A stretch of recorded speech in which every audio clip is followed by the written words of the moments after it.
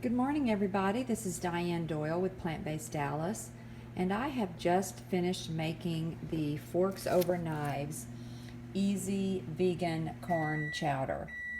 And the only way I really changed up the recipe was I did add some red lentils to the recipe, and then I added a dash of cayenne as well.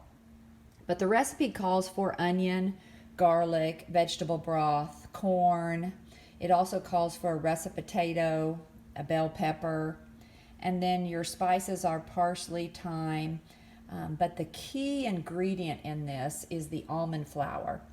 After the soup has cooked in the Instapot, I blend up some of the juice or water with some almonds or almond butter or almond flour, whatever you have and whatever kind of blender works, to give it this creaminess factor.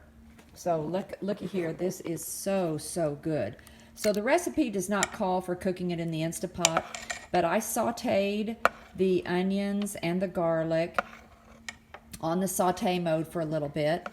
And then, one other thing I did add was that I added some shredded butternut squash that I had raw in one of my jars. I figured since it was an orange, yellow, it all goes good together. Now, the recipe did not call to peel your russet potatoes, so you might see a few pieces of peel floating around. If that bothers you, go ahead and peel your potatoes. I use organic potatoes, so I like to eat the peel because there's a lot more nutrients in the peel of the potato than there are in the actual potato. So if you do peel your potato and it is organic, save that and cut it up into small little pieces and put it in your George Foreman grill and grill it up like hash browns. Don't throw away those delicious peel pieces. You can use that in something else. So if you do want to peel it so you don't have those skins showing, go ahead and do that. It's not a big deal. But again, the way we creamed this up is after it was cooked in the Instapot, then I took some of the juice and I used my Blendtec small canister and I added some almonds and some of this juice and a little bit of water.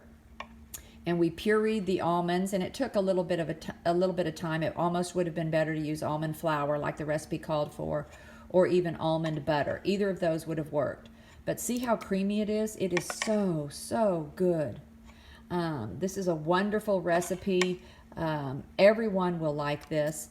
And if you have any kind of nut allergies, of course, if you're allergic to almonds, perhaps you could substitute another nut, or you could even use hemp seeds to give it a creaminess, or you could just blend up some of the potatoes to provide the creaminess factor. Another thing that's good in this is cauliflower.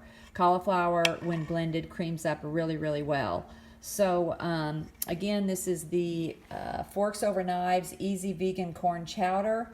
I added some red lentils to give it just a little bit more protein and pizzazz, and you can't even see the red lentils, they just cook down.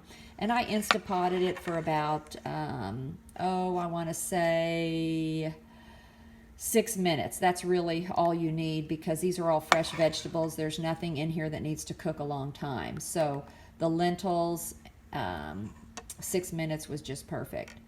So y'all try the corn chowder. It's getting a little bit cool here in Dallas, and this is going to hit the spot. Y'all have a great day. Bye-bye.